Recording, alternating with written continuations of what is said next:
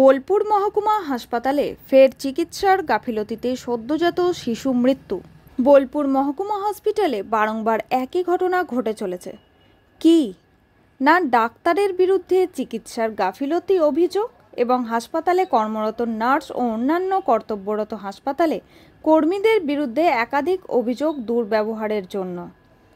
হাসপাতালে নার্স কর্মীদের ব্যবহারে সন্তুষ্ট নন রোগীর পরিবারের লোকজনেরা। সেই একই অভিযোগ, ডাক্তার ঠিকঠাক রোগের চিকিৎসা করছেন না এবং নার্স ও হাসপাতালের কর্মীরা রোগীসহ পরিবার পরিজনদের সঙ্গে খারাপ আচরণ করছেন বারংবার।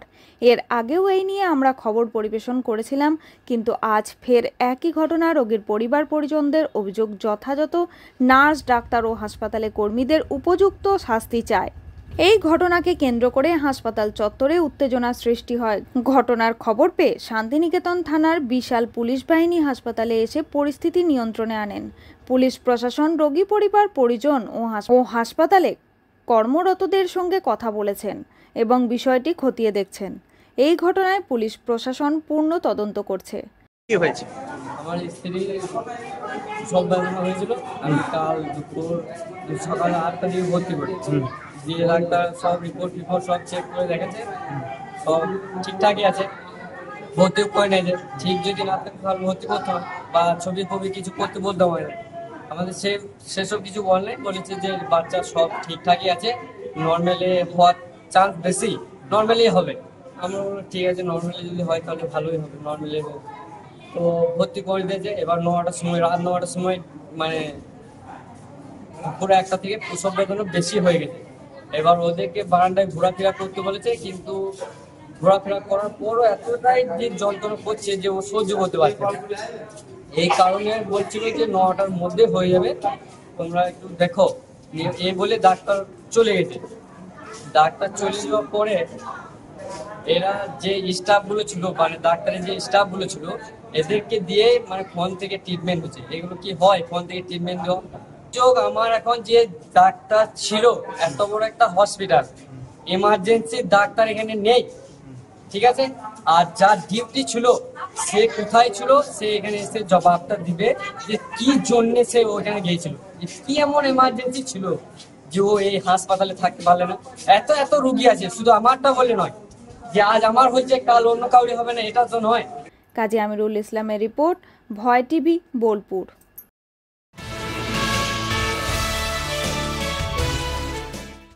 বৃষ্টির মধ্যে মোটর সাইকেল সহযোগে অবৈধ মদ পাচারের সময় এক ব্যক্তি ধৃত লোকপুর থানায়।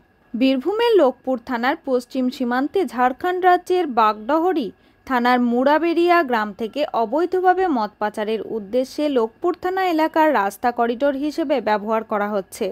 এরূপ তথ্য আগে ভাগেই পাওয়া মাত্র লোকপুর থানার ওসি সায়ন্তন ব্যানার্জি ঝাড়খণ্ড সীমানা পেরিয়ে আসা বিভিন্ন রাস্তার উপর নজরদারি বাড়িয়ে তোলার নির্দেশ দেন।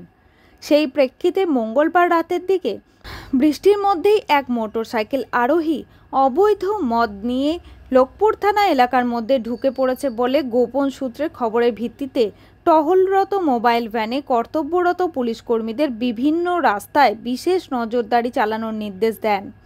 সেই মোতাবেক স্থানীয় থানার এএসআই অরূপ কুমার দাস সহ অন্যান্য পুলিশ কর্মীরা লোকপুর দুবরাজপুর ভায়া ডেমুরিয়া রাস্তার উপর শাল নদী সংলগ্ন জলেশ্বর মন্দিরের কাছে প্রতীক্ষালয়ে বৃষ্টিতে অপেক্ষারত এক ব্যক্তিকে তল্লাশি চালাতেই অবৈধ মদ বেরিয়ে পড়ে। একটি মোটরসাইকেল সহ 50 লিটার অবৈধ মদ বাজেয়াপ্ত করে এবং এক ব্যক্তিকে আটক করে থানায় নিয়ে যাওয়া হয়। জানা যায়, ধৃত ব্যক্তি স্থানীয় থানার শিবপুর গ্রামের গোসাই গোপ। পুলিশ জিজ্ঞাসাবাদ করে জানতে পারেন ঝাড়খণ্ডের মুড়াবেড়িয়া গ্রাম থেকে অবৈধভাবে মদ নিয়ে দুবরাজপুর অভিমুখে রওনা দেয় পাচারের উদ্দেশ্যে। তার আগেই পুলিশের হাতে ধরা পড়ে। ধৃতকে বুধবার দুবরাজপুর আদালতে তোলা হয় বলে পুলিশ সূত্রের খবর। শেখ রিয়াজউদ্দিন, ভয় টিভি, বীরভূম।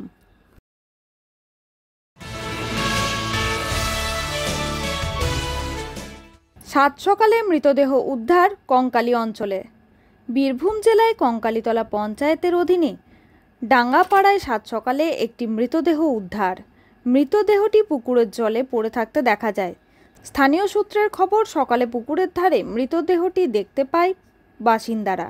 সঙ্গে সঙ্গে এলাকায় চাঞ্চল্য ছড়িয়ে পড়ে। মৃতের নাম অ্যান্টনি, 35 বছর বয়স। কিভাবে জলে ডুবে মারা গেল সেটাই এখন মূল বিষয়। মৃতদেহ উদ্ধারের জন্য শান্তিনিকেতন থানায় খবর দেওয়া হয়েছে। ঘটনাস্থলে শান্তিনিকেতন থানার পুলিশ তদন্ত করে দেখছে কিভাবে জলে ডুবে মারা গেছেন। এই ঘটনায় পুলিশ প্রশাসন পূর্ণ তদন্ত করছে। কি দেখলে? এখানে আমি বিষ মারতে গেছিলাম, দিয়ে ওখানে মাঠে খবর পেলাম, দিয়ে বলছে ওখানে একটা লোক জলে ডুবে মরে গেছে। দিয়ে এসে দেখছি হ্যাঁ একটা মোড়া ভাসছে।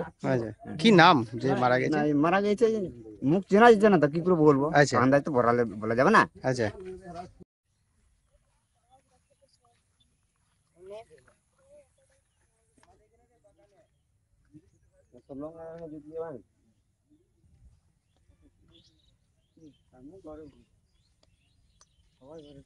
কাজী আমিরুল ইসলামের রিপোর্ট, ভয় টিভি, বোলপুর, কঙ্কালীতলা।